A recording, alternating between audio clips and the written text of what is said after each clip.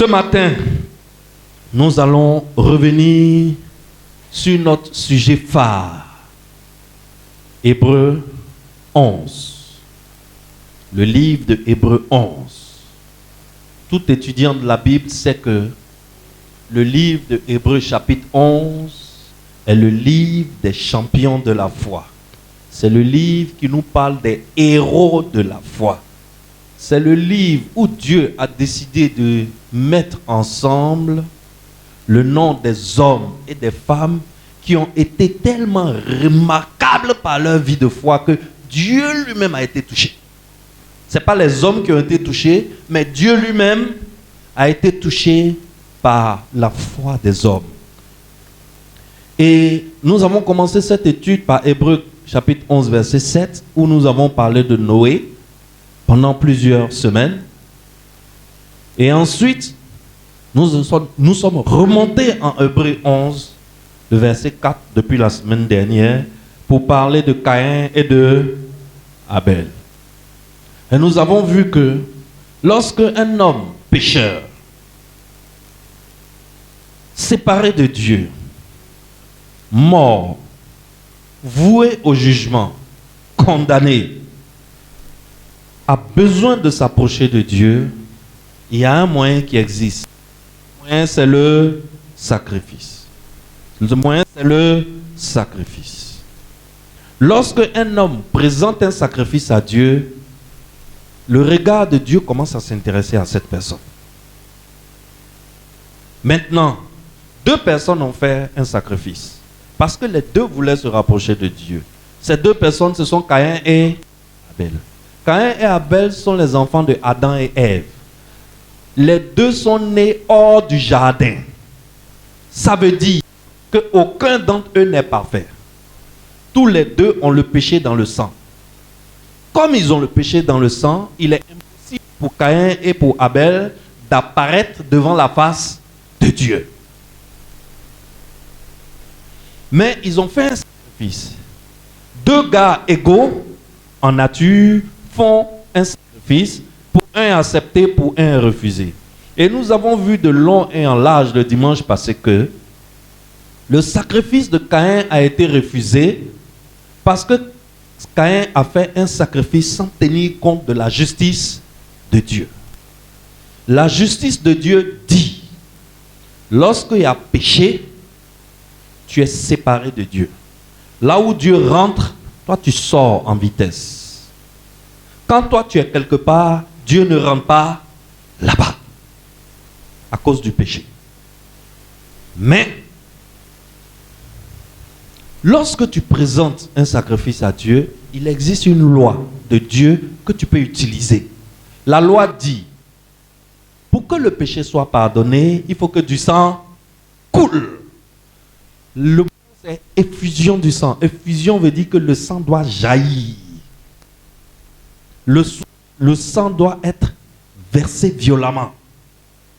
Donc il faut qu'il y ait effusion de sang. C'est seulement lorsque il y a effusion de sang qu'un péché peut être pardonné. Caïn et Abel vont faire un sacrifice.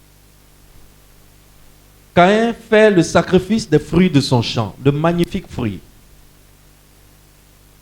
Dieu refuse son sacrifice. Abel fait le sacrifice des premiers-nés de son troupeau. Dieu accepte son sacrifice. Pourquoi? Parce que dans le sacrifice d'Abel, il y a quoi? Il y a du sang. À partir du moment où Abel a versé du sang, ce que Abel a fait, c'est que Abel, sachant qu'il est mort, avant de se présenter dans la présence de Dieu, il doit brandir une vie. Il doit présenter à Dieu. Avant que Dieu ne l'accepte, que Dieu ne le regarde favorablement, Abel doit faire quoi? Présenter une vie. Quand Dieu regarde Abel, ce n'est pas Abel qui voit. Il voit quoi? Il voit le sang de cette vie. Donc, le principe, c'est que un pécheur qui décide de se rapprocher de Dieu peut le faire en se tenant derrière une vie, en présentant à Dieu une autre vie. Et la seule façon de présenter à Dieu une vie, c'est que cette vie-là soit prise. que ce sacrifice-là soit égorgé, immolé. Que son sang coule. Donc, quand Abel a pris les premiers-nés de son troupeau et qu'il les a égorgés devant la face de Dieu, Dieu a vu le sang et Dieu a approuvé Abel. Caïn, Dieu n'a pas vu le sang, Dieu a rejeté Caïn. Mais pourquoi Abel a compris et Caïn n'a pas compris? On a vu que dans la marche d'un homme avec Dieu, on a besoin d'un ingrédient spécial. Cet ingrédient s'appelle la foi. Quand tu as la foi, ce qui se passe, c'est que entre Dieu et toi s'établit un système de communication que les autres n'ont pas. Ce qui fait que quand on a la foi, on est divinement averti des choses qu'on ne voit pas encore. Des choses que les autres ne voient pas encore, Dieu t'avertit. Voilà la puissance de la foi. Et Abel avait la foi, Caïn n'avait pas la foi. Du coup, Abel a été prévenu divinement de sa position. Et Abel, avant de se présenter devant Dieu, il a présenté quoi? Du sang. Il a présenté une vie. Nous restons dans la même veine. Et nous avons vu que Abel, ce qu'il avait fait, c'était la préfiguration de la croix. C'est exactement ça qui se passe à la croix. À la croix, qu'est-ce qui se passe? À la croix, un pécheur prend la vie de Christ, il présente à Dieu la vie de Christ, et lui, il est derrière le sang de Jésus qui a coulé à la croix. Jésus devient son substitut parfait. Quand Dieu regarde le pécheur, ce n'est pas un pécheur que Dieu voit le sang de son Fils. Quand il voit le sang de son Fils, sa justice est satisfaite et sa colère est apaisée. À partir de ce moment-là, ce pécheur-là peut dealer avec Dieu. Il peut traiter avec Dieu.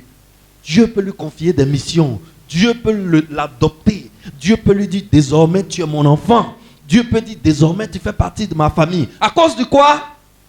À cause du sang parfait. Le sang de qui?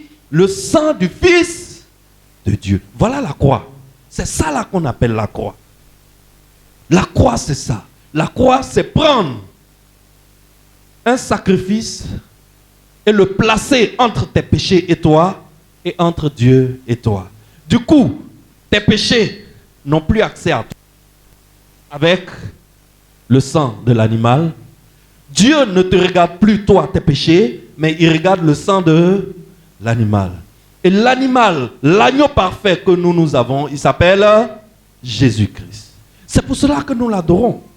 C'est pour cela que nous le chantons. C'est pour cela que nous le glorifions.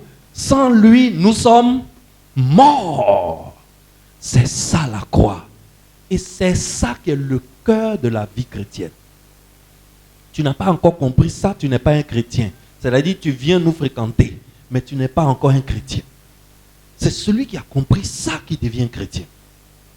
Et aujourd'hui, nous allons parler d'un autre homme. Adam et Ève ont péché. Dieu les a bêts du jardin. Ils sont allés faire leurs enfants dehors. Leurs enfants ont commencé à faire des enfants. Les enfants de leurs enfants ont commencé à faire des enfants. Les enfants de leurs enfants ont commencé à faire des enfants. Mais quelque chose s'est passé sur la terre. Plus les gens ont commencé à devenir beaucoup nombreux sur la terre, plus la méchanceté de l'homme a commencé à atteindre des pics insoupçonnés. Dieu regarde l'homme, Dieu ne reconnaît plus la création. Au bout d'un moment, même les anges du ciel ont regardé les filles des hommes. Ils disent que ces petites-là, elles sont trop en bim. On ne peut pas les laisser comme ça. Allons, on va prendre pour nous des dents. Même les anges ont quitté le ciel pour venir coucher avec les femmes des hommes. À cause des fesses. Ange est quitté au ciel à cause des fesses. C'est incroyable, non? C'est incroyable. Ange. a décroché de sa position céleste à cause des fesses des femmes. Et ils sont descendus sur la terre, ils ont couché avec des femmes, ils ont fait des enfants qu'on appelle des néphilim. C'est des géants. Ces géants-là étaient tellement mauvais. La Bible dit qu'ils étaient remplis de méchanceté. Ils passent, tu es sur sa route, il te prend, il t'écrase, il avance, tu es mort, il s'en fout. Tu as quelque chose qui l'intéresse, il prend. C'est-à-dire, c'est les ancêtres des braqueurs. Quand on dit braqueurs, là, en fait, c'est les néphilim là, qui ont envoyé esprit de braquage sur la terre. Tu as galéré pour avoir quelque chose, lui il prend un pistolet, il vient en 2 minutes, il t'arrache, il court, il s'en va. Et la terre était remplie d'impureté. Dieu était dégoûté de sa création. Dieu doit faire quelque chose. Que va-t-il se passer? Lisons ensemble.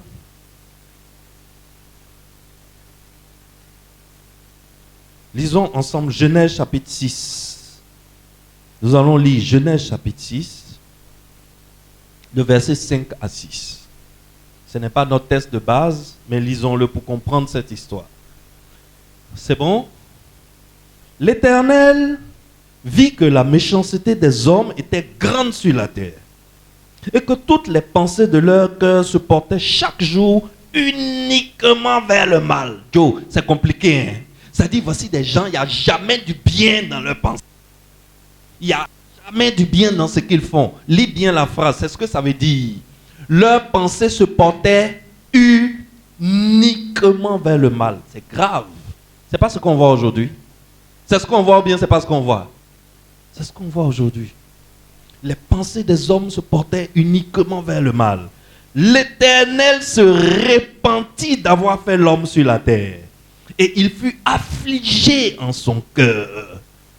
Et l'Éternel dit, j'exterminerai de la face de la terre l'homme que j'ai créé, depuis l'homme jusqu'au bétail, aux reptiles, aux oiseaux dans le ciel, car je me répands de les avoir faits.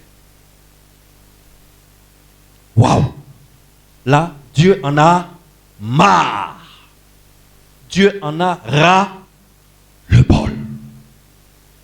Dieu n'en peut plus de ce qu'il voit. Il ne reconnaît pas l'homme qu'il a créé. Il dit, bon, comme c'est comme ça, je vais élaborer un projet. Mon projet, c'est que je vais détruire toute créature vivant sur la terre. Or, Excellence, n'oublie pas. Quand Dieu a créé Adam et Ève et qu'il les a mis dans le jardin, en Genèse chapitre 1, verset 28, il avait déjà libéré une bénédiction sur leur vie. La bénédiction qu'il a libérée sur leur vie, là, que les hommes soient méchants ou bons, la parole de Dieu est déjà sortie. Donc la bénédiction est attachée à la vie des hommes, bons ou mauvais. Quelle est cette bénédiction? Genèse 1, 28. Dieu les bénit et Dieu leur dit, soyez féconds. La Bible, quand tu lis la Bible, il faut ouvrir ton cerveau. Ça commence par Dieu les bénit. Ça veut dire que tout ce qui va suivre là, ce sont des bénédictions. De la même façon que la malédiction frappe quelqu'un, ça le suit lui, ses enfants, les enfants de ses enfants, etc. C'est de la même façon que quand la bénédiction de Dieu vient sur quelqu'un, ça le suit lui, ses enfants, les enfants de ses enfants jusqu'à 1000 générations. Voilà, Dieu a béni les hommes. Il dit, soyez féconds, c'est une bénédiction. Multipliez, c'est une bénédiction. Ça ne peut plus s'arrêter. Remplissez la terre, c'est une bénédiction. Assujettissez-la. Dominez les poissons de la mer. Les poissons de la mer vous domineront jamais. La parole de Dieu est déjà sortie. Éternellement, nous dominerons les poissons de la mer. Aucun poisson va dominer un homme un jour. Pourquoi? Dieu a déjà béni. Il a déjà lâché. Les oiseaux du ciel, dominez-les. Tout animal qui se meut sur la terre, dominez-les. Voilà la bénédiction que Dieu avait déjà libérée sur l'homme. Dieu lui a libéré cette bénédiction. Il vient. Aujourd'hui, comme il est fâché avec les hommes, comme la méchanceté des hommes a rempli la terre, il vient et puis il détruit tout le monde. Nettoie tous les hommes.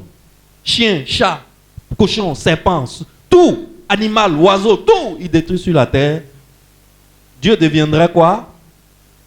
Dieu deviendrait un menteur. Dieu deviendrait un menteur. Parce que tu ne peux pas me dire que tu m'as béni, tu as libéré ta bénédiction, et toi-même tu viens, et tu nettoies tout sur la terre, et tu recommences. Ça veut dire que ton projet a échoué. N'est-ce pas? Donc, comme Dieu a déjà libéré la bénédiction sur la vie des hommes, et qu'aujourd'hui il décide de nettoyer les hommes sur la terre à cause de leur méchanceté, de passer un grand coup de balai sur la terre, Dieu est obligé de faire quelque chose. Qu'est-ce que Dieu est obligé de faire? Il est obligé de chercher au moins un rescapé. Dis après moi, un rescapé.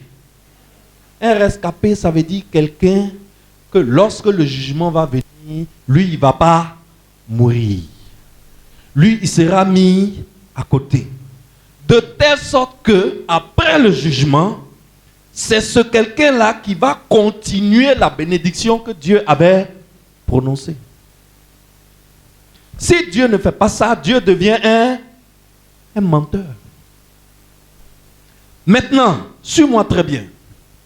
Suis-moi très bien. C'est une histoire très intéressante. Suis-moi très bien.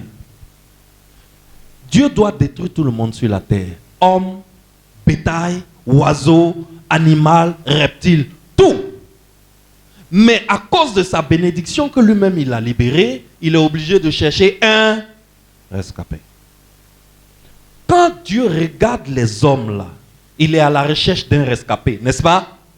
Il regarde, il observe chaque homme et ce qu'il cherche, c'est un rescapé. Or, tout le monde a péché. Tout le monde est méchant.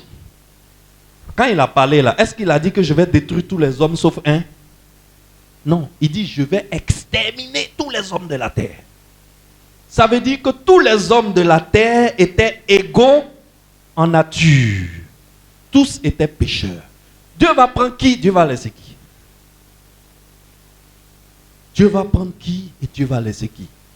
À ton avis? Alors Dieu commence à observer les hommes. Il regarde les hommes. Et qu'est-ce que Dieu cherche? Il cherche un rescapé. Mais il a besoin d'un critère pour trouver son rescapé.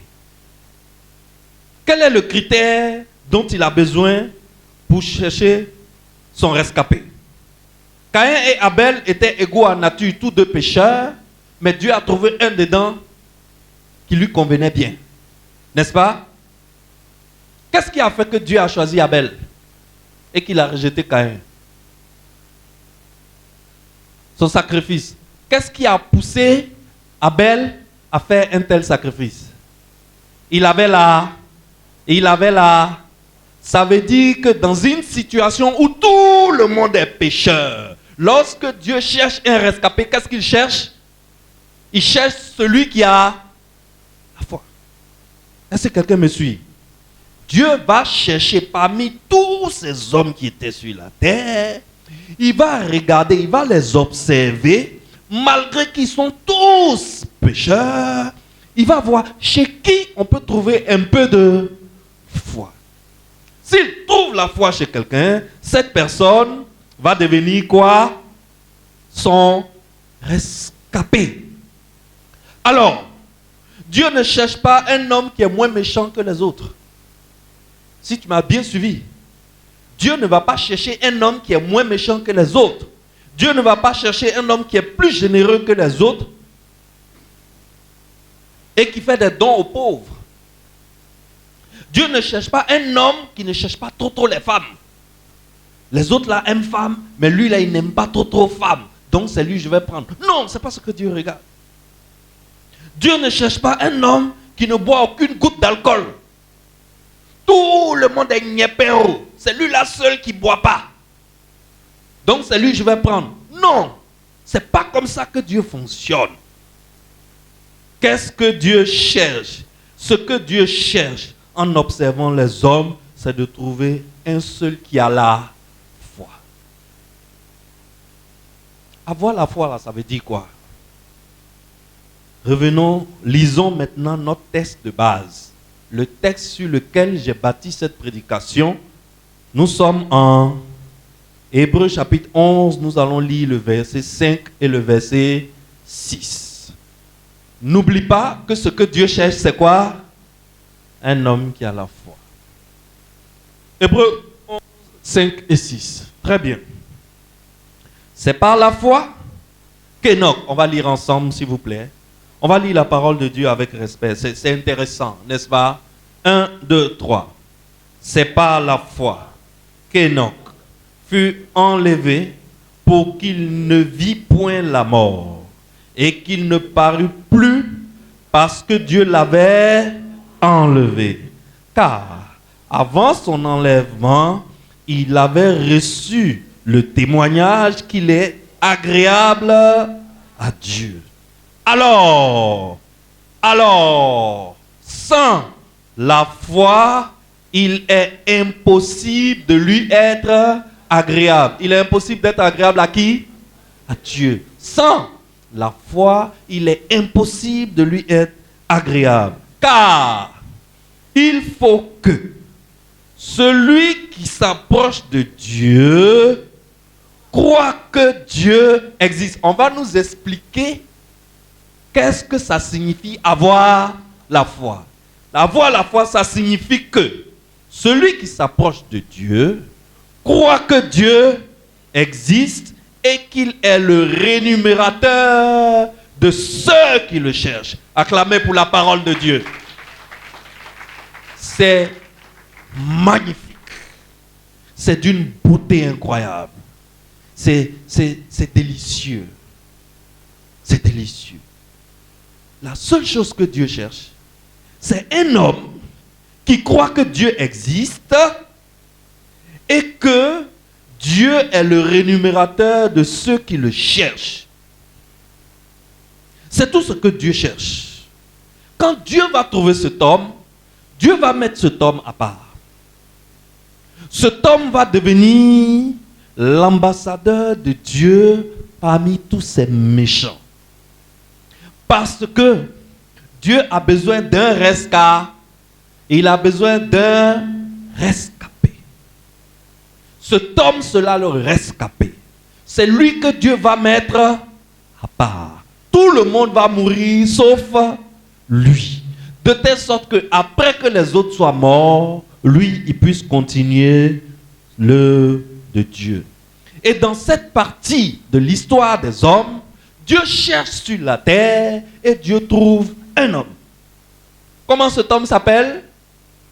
Il s'appelle Enoch. Dieu observe toute l'humanité et il trouve au moins un homme qui croit que Dieu existe et qui est sûr et confiant que Dieu récompense toujours ceux qui le cherchent. Malgré que tout le monde est méchant, lui au moins il a ça dans sa méchanceté, il a cette assurance en lui. Et Dieu prend ce méchant-là qui a la foi et Dieu fait de lui son rescapé. Aujourd'hui, en cette période de la fin des temps, la Bible dit que les temps sont mauvais et les hommes sont comme au temps d'Enoch. Tu es d'accord avec moi? Aujourd'hui, les gens sont méchants, les gens sont cupides, les gens sont avides d'argent et de pouvoir. Les gens sont amis des plaisirs plutôt qu'amis de Dieu. Les gens sont allergiques à la vie de Christ. Quand tu leur parles de la vie de Dieu, ça ne les intéresse pas. Dieu cherche, parmi tous ces hommes-là qui sont sur la terre aujourd'hui, Dieu cherche ceux qui croient profondément en lui et qui sont convaincus que Dieu récompense toujours ceux qui le cherchent. La question que je veux te poser, c'est, quand Dieu regarde la terre, là, est-ce que c'est toi cet homme? Es-tu cet homme que Dieu cherche? On n'est pas cet homme dans la bouche. On ne dit pas oui, c'est moi cet homme, j'ai la foi.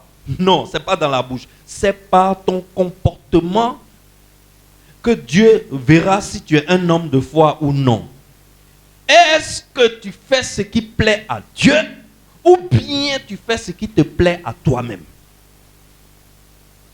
Parce que c'est ce qui va faire la différence. C'est ce qui va faire la différence. Ton argent, par exemple, à quoi est-ce que tu dépenses ton argent? Est-ce que tu dépenses ton argent dans les plaisirs sexuels, dans les femmes, dans les voitures, dans les plaisirs de ce monde? Ou bien c'est dans le projet de Dieu que tu dépenses ton argent? Parce qu'on est comme au temps d'Enoch, hein? Même chose. La méchanceté des hommes est arrivée là. Dieu n'en peut plus. Dieu veut détruire ce système. Mais comme chaque fois que Dieu veut détruire un système, à cause de sa bénédiction initiale, il cherchera toujours des rescapés. Est-ce que tu es ce rescapé-là? Est-ce que par ton attitude, on voit que tu fais ce qui plaît à Dieu? Ou bien tu fais ce qui te plaît à toi-même? On nous reproche à la maison de la destinée d'être une église trop permissive. J'entends ça. Les gens disent que chez nous là, on ne vient pas dire à la chair, il ne faut pas faire la fornication, il ne faut pas faire l'adultère. Une femme ne doit pas porter pantalon, une femme doit mettre voile sur la tête, une femme ne doit pas faire mèche, etc., etc. Et que chez nous là, tout est autorisé. J'ai dit, vous n'avez rien compris. Vous vous intéressez aux fruits au lieu de vous intéresser à l'arbre. Ce qui compte là, est-ce que la personne fait ce qui plaît à Dieu? Pourquoi vous voulez que la personne fasse ce qui plaît aux hommes? Pourquoi? C'est vous les hommes que ça dérange qu'une femme qui a mèche sur la tête prenne le micro et vienne enseigner. C'est vous que ça dérange. Vous, ça va contre votre phallocratie, contre votre compréhension du monde. Et si Dieu a dit, ça les dérange. Quand Dieu a envoyé le sang de Jésus là, il a fait pour les hommes à part, pour les femmes à part. Est-ce que tu fais ce qui plaît à Dieu? Ou bien tu fais ce qui te plaît à toi? Je vous dis, les gars, le jour là, au ciel, beaucoup seront étonnés. Parce que Dieu va leur dire, je n'étais jamais connu. Il va dire, ah, avec ce que nous on a prêché là. Nous, on s'est tenus au carrefour, on a donné notre poitrine. On a dit aux femmes, ne portez plus mini-jupe. Ne faites plus mèche. Ne portez pas pantalon plaqué. Ne vous tchatchossez pas. On a dit tout ça. Aujourd'hui, tu dis, tu ne m'as jamais connu. Excellence, tu n'as jamais fait ce qui lui plaît. Tu as fait ce qui te plaisait. Tu as enseigné le moralisme. Tu n'as pas enseigné le salut. Tu n'as pas enseigné l'évangile. Tu as enseigné ce qui était doux dans tes oreilles. Quand Dieu te regarde là, voit-il Enoch ou bien voit-il le reste de l'humanité? Chaque dispensation a ses rescapés. Et dans cette dispensation, nous sommes. Tous les rescapés sont dans une assemblée qui s'appelle l'Église. Est-ce que tu fais partie de cette dispensation et de ces rescapés? Est-ce que tu fais partie de ces rescapés ou bien tu es juste un gars qui vient fréquenter les rescapés? Parce que les rescapés là, ils ne font pas ce qui leur plaît. La Bible dit, Enoch faisait ce qui plaisait à Dieu. Donc je n'ai pas besoin de te donner les détails de ce que tu dois faire ou de ce que tu ne dois pas faire. J'ai juste besoin de t'enseigner comment on plaît à Dieu.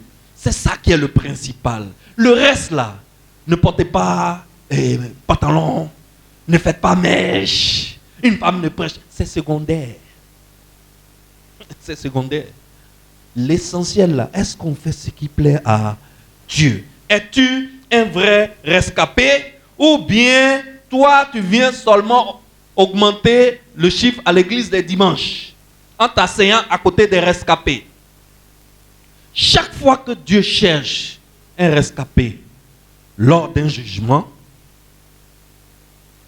il demande au rescapé d'aller annoncer aux autres méchants que Dieu va faire un jugement bientôt et qu'ils n'ont qu'à se détourner de leur mauvaise voie pour venir vers Dieu. Chaque fois. En notre temps, les rescapés de notre temps, c'est l'Église. C'est-à-dire, c'est nous qui avons Christ. Et Dieu nous dit, en tant que rescapés, je veux augmenter votre nombre. Mais je ne veux pas faire descendre les anges du ciel pour aller chercher d'autres rescapés. Je vous confie cette mission à vous.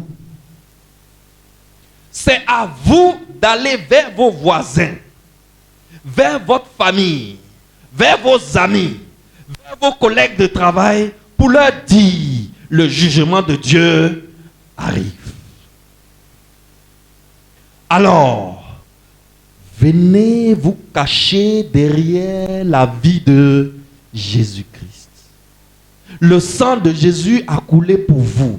Vous pouvez plaire à Dieu en faisant quoi? En présentant la vie de Christ à Dieu. C'est possible. Et c'est notre responsabilité, nous rescapés, d'aller chercher d'autres personnes pour augmenter le nombre des rescapés. Maintenant, dis-moi, es-tu un rescapé ou non? Où est ta cellule dans laquelle tu vas chercher d'autres personnes pour augmenter le nombre de rescapés? Qui a une cellule ici? Lève la main, je vais voir.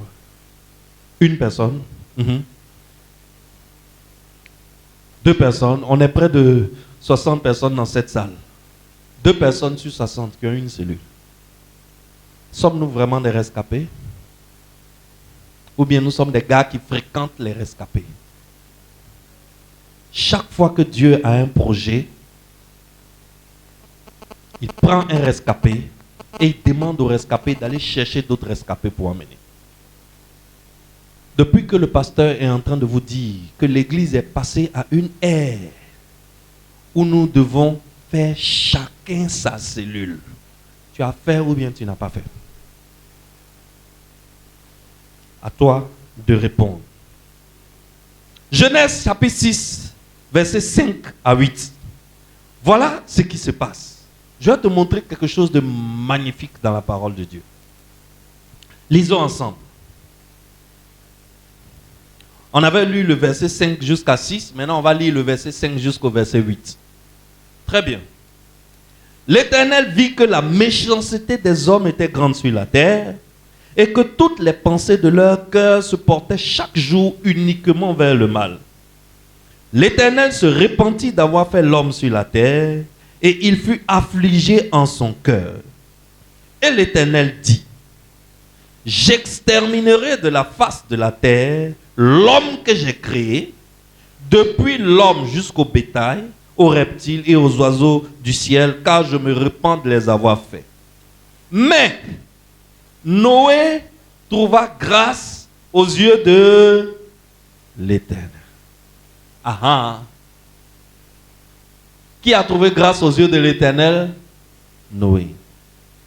Quand tu lis ce passage de Genèse 6, si tu n'es pas divinement averti, tu vas penser que c'est Noé qui est le premier que Dieu a vu et que Dieu a mis à part comme un rescapé.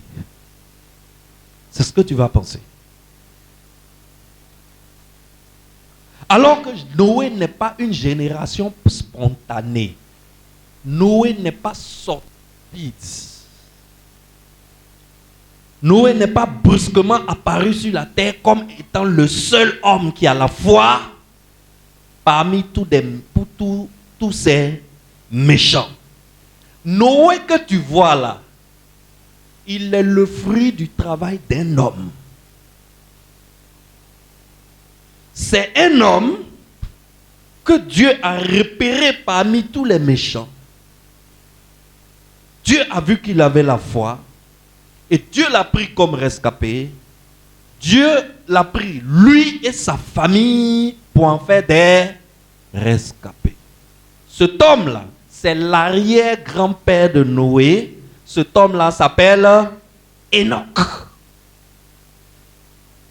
Donc, Noé n'est pas apparu un matin comme ça, comme étant un juste parmi les mauvais. Il y a quelqu'un qui a travaillé pour que Noé et sa famille soient sauvés. Cette personne s'appelle Enoch. Lisons la Bible. Genèse chapitre 5. Nous allons lire du verset 21 au verset 23. Et tu vas comprendre ce que je suis en train de t'expliquer. Très bien. Jusqu'au verset 32. Enoch, âgé de 65 ans, engendra Methushélah. Enoch, après la naissance de Methushélah, marcha avec Dieu 300 ans. Et il engendra des fils et des filles. Qui a été le premier qui a marché avec Dieu? C'était Enoch. Enoch a fait un enfant qui s'appelle Methushélah. Tous les jours de Enoch furent de 365 ans. Enoch marcha avec Dieu, puis il ne fut plus parce que Dieu le prit. Ça veut dire qu'il a été enlevé. Il a été enlevé. Methushélah, âgé de 187 ans, engendra Lémec. Enoch a fait Methushélah. Methushélah à son tour fait qui? Fait Lémec. Methushélah vécut après la naissance de Lémec 782 ans et il engendra des fils et des filles. Tous les jours de Methushélah furent de 969 ans. Dis, ça sera mon cas. Hey! Kata, kata, kata, kata, kata, kata. Puis il mourut. Lémec, âgé de 182 ans, engendra un fils. Il lui donna le nom de Noé, en disant: celui-ci nous consolera de nos fatigues et du travail pénible de nos mains, provenant de cette terre que l'Éternel a maudite. Lémec vécut après la naissance de Noé 595 ans et il engendra des fils et des filles. Tous les jours de Lémec furent de 777 ans. 7. Puis il mourut. Noé, âgé de 500 ans, engendra Sem, Cham et Japheth.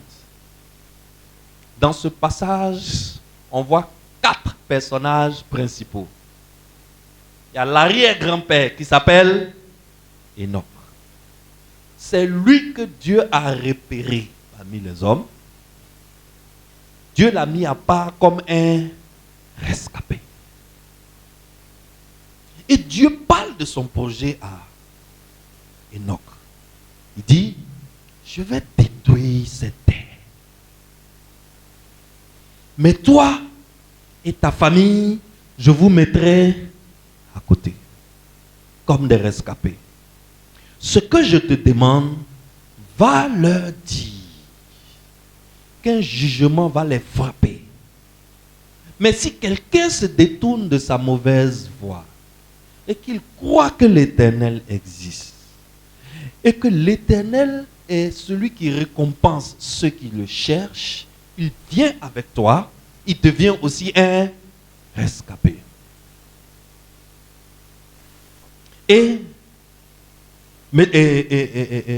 Comment il s'appelle? Enoch commence son travail. Enoch commence son travail.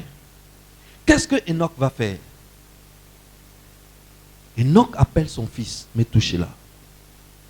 Il dit: mon fils, Dieu m'a parlé. Et Dieu a un projet. Il m'a parlé de son projet. Son projet, c'est que cette terre-là, remplie de méchanceté, il n'en peut plus. Donc, il va passer un grand coup de balai sur cette terre. Mais tous ceux qui croiront en lui et qui vont marcher d'une façon qui lui plaise seront des rescapés. Métouchéla entend. Enoch ne dit pas ça à son fils une seule fois et puis il laisse son fils faire ce qu'il veut faire. Quand Enoch veut aller devant l'autel de l'Éternel pour adorer, il prend son fils Métouchéla. Quand Enoch il veut faire un sacrifice au Dieu très haut, il prend son fils Métouchéla. Quand Dieu parle et que Dieu enseigne quelque chose à Enoch, Enoch fait quoi? Il appelle à son tour Métouchéla et il le lui enseigne aussi. Qu'est-ce que Enoch est en train de faire? Enoch est en train de transmettre à la génération future l'héritage de foi que Dieu lui a donné.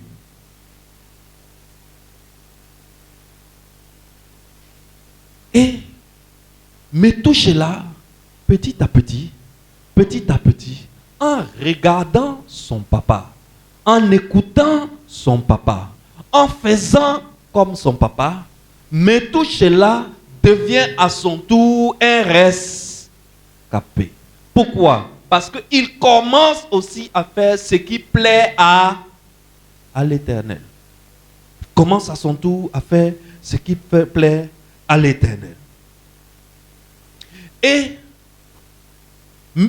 Enoch s'assure que le fils de Métouchéla aussi reçoive l'héritage de la foi.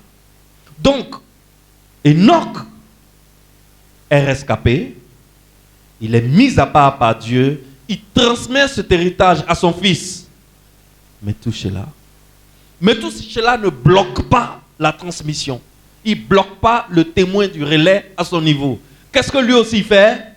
Il transmet à son fils Lémec. Lémec ne bloque pas le témoin à sa génération. Lémec fait la même chose que Enoch avait fait à Métouchéla. Lémec fait la même chose à son fils Noé.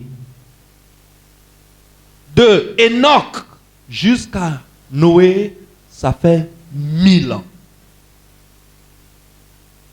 Voilà 1000 ans de marche de foi de toute une famille avec Dieu. 1000 ans de marche de foi de toute une famille avec Dieu. Je veux te poser la question. Combien de générations, toi, tu es capable d'influencer pour Dieu?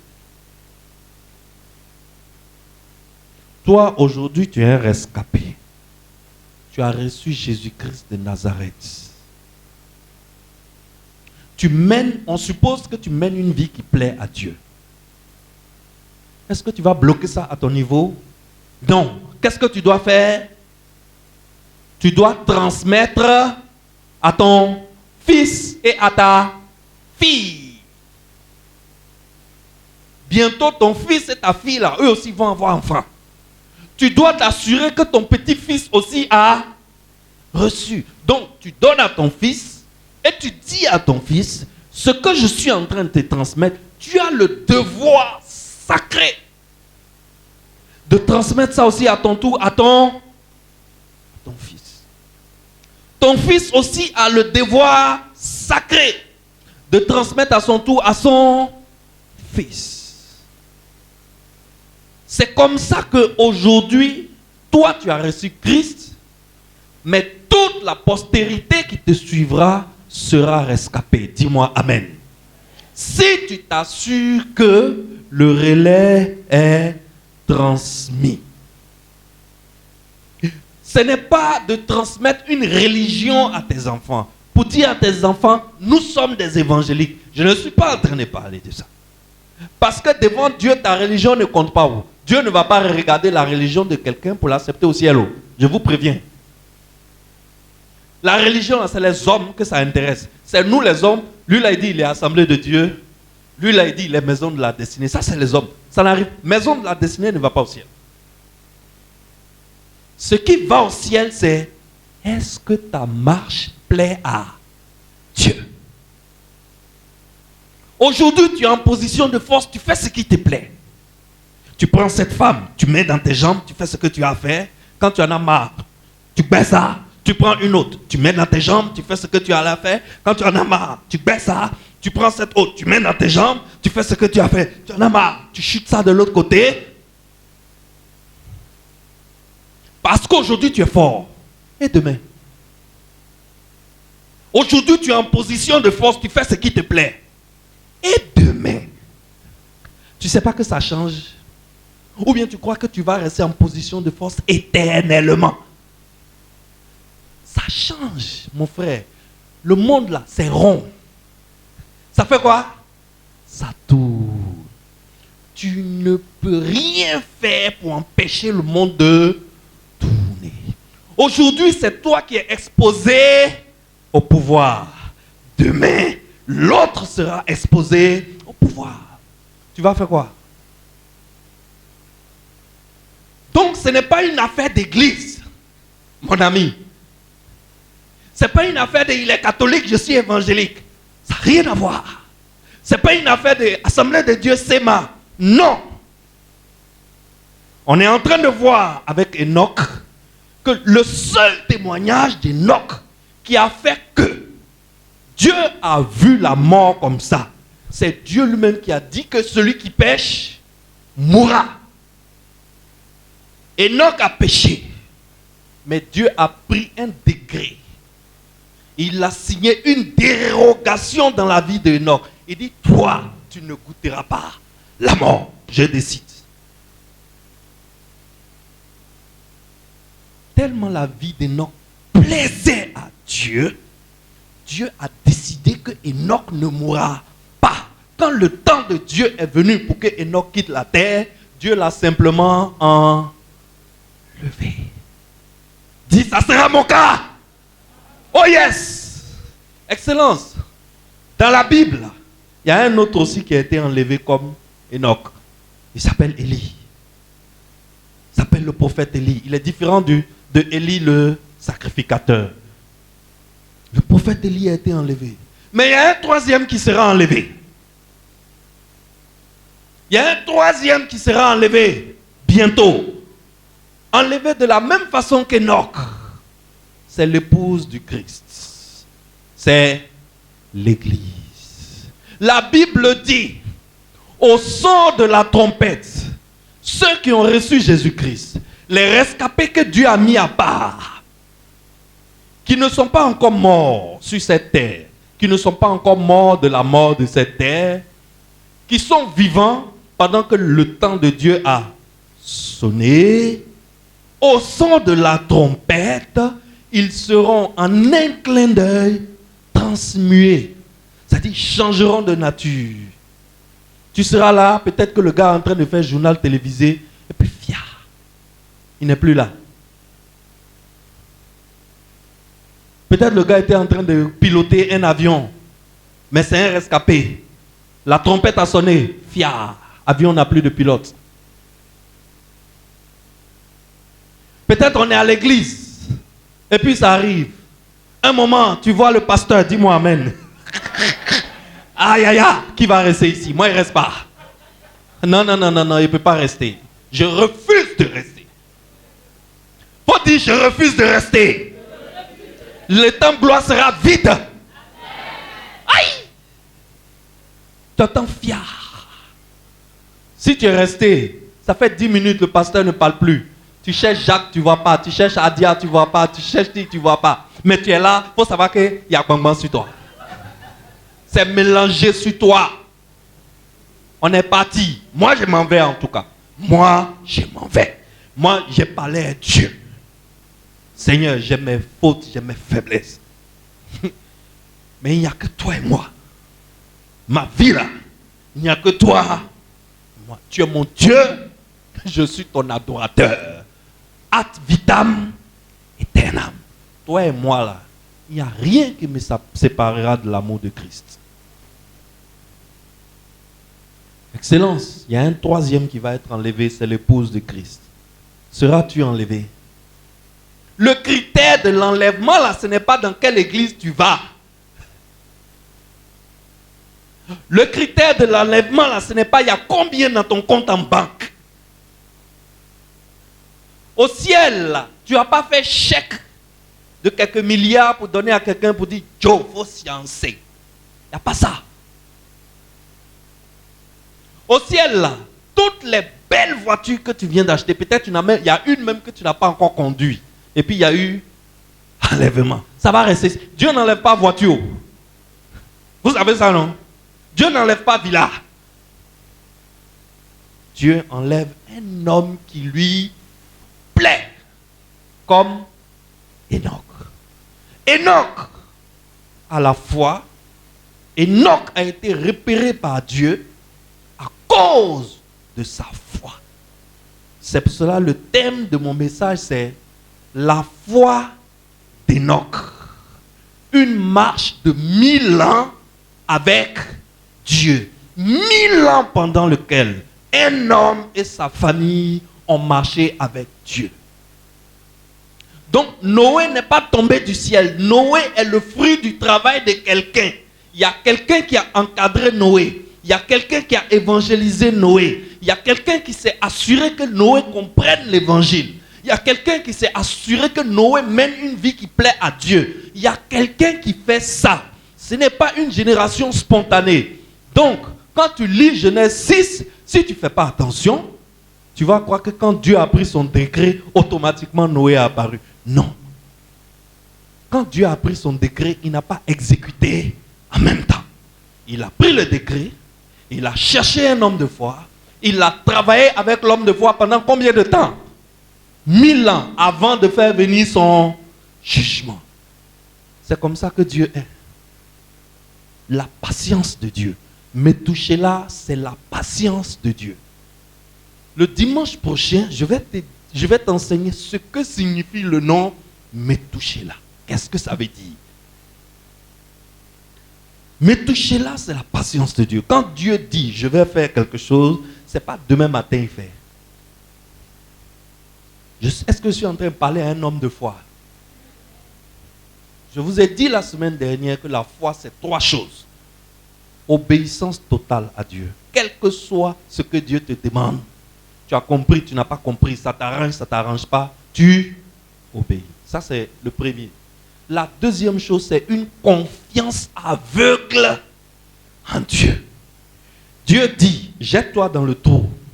Toi, tu regardes, tu dis, c'est profond, hein? Seigneur, je ne peux pas, je vais mourir. Ah!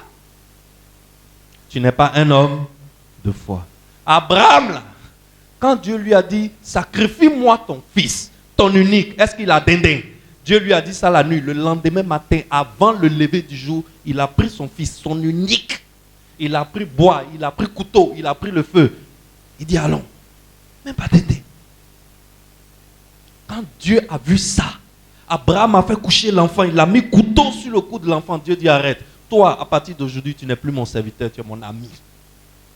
Parce que l'homme comme toi, il n'y a pas beaucoup. Il n'y a pas beaucoup. Ce que Dieu cherche, c'est des hommes de foi. La foi consiste à croire que Dieu existe et à être rassuré qu'il est le rémunérateur de ceux qui le cherchent. Et quand un homme cherche Dieu, il peut aller dans sa face, lorsqu'il est pécheur et qu'il cherche Dieu, il peut se présenter dans sa face en lui présentant un sacrifice, le sacrifice d'une vie parfaite. Et la vie parfaite que Dieu nous a donnée, c'est Jésus-Christ de Nazareth. Voilà la beauté de ce que Dieu fait avec l'homme. Quand tu as compris ça, tu es prêt à devenir chrétien. Quand tu n'as pas encore compris ça, tu n'es pas encore un chrétien. Alors, toute la vie d'un chrétien est basée sur la croix. C'est pour cela qu'un chrétien ne peut pas dire je fais palabre et je ne pardonne pas. Mais il y a le sang qui est là. Toute ta vie, toi qui es là, toi qui es là, et puis aujourd'hui tu gonfles tes pectoraux là. Non, elle a foutaise. Pardonne pas. Non, Il a parlé mal, il a insulté ma maman. Je ne peux jamais pardonner, etc., etc. Et tu te gonfles les pectoraux. Et le sang. Et le sang de Jésus qui est là, qui est sur ta vie, là, qui permet à Dieu de te voir. Là. Sans effusion de sang, il n'y a pas de pardon. Il y a eu effusion de sang. Puis toi, tu ne pardonnes pas. Toi, on t'a pardonné tes péchés. Aujourd'hui, tu es de retour dans la maison de Dieu, dans la présence de Dieu. Et tu dis tu es chrétien. Et tu dis tu ne pardonnes pas. C'est toi qui fais palabre. On vous fait asseoir. On règle. On dit demandez pardon. Je ne demande pas pardon. On dit pardonne-lui. Je ne lui pardonne pas. Mon ami, tu n'es pas un homme de foi. Oh. Tu es ici pour accompagner les rescapés. Ce jour-là, tu ne seras pas enlevé. Je te dis la vérité. Église là, ce n'est pas notre Père qui est aux cieux, que ton nom soit sanctifié, que ton règne vienne, que ta volonté se fasse sur la terre en récitant, en rabâchant. Non. L'église là, c'est la marche de foi. Faire ce qui plaît à Dieu, même quand ça ne m'arrange pas. Est-ce que j'ai parlé à quelqu'un? Nous allons nous arrêter ici aujourd'hui et nous allons continuer le dimanche prochain. Nous allons continuer avec cette famille qui a marché avec Dieu pendant 1000 ans. Je vais vous montrer des choses incroyables avec cette famille le dimanche prochain. Acclamez pour ce Dieu-là. Alléluia. Alléluia. Amen. Alors, si tu as aimé cet enseignement, si cet enseignement t'a parlé, si cet enseignement a touché ton cœur et t'a apporté un peu de transformation, lève-toi, prends une offrande sacrificielle et viens montrer à Dieu qu'à partir d'aujourd'hui, beaucoup de choses changent dans ta vie. Viens montrer à Dieu qu'à partir d'aujourd'hui, beaucoup de choses vont changer dans ta vie. Pendant que tu es en train de déposer cette offrande, demande-lui pardon pour tous les manquements que tu as eus. Parle-lui. Parle-lui. Dépose cette offrande en lui parlant. Dis-lui, Seigneur, je me répands. Dis-lui, Seigneur, tout à l'heure, dès que je rentre à la maison, je mets de l'ordre dans ma vie. Parle-lui. Dis-lui, Seigneur, je n'avais pas compris. Seigneur, je me suis trompé. Seigneur, merci de m'avoir parlé. Seigneur, merci de m'avoir conseillé.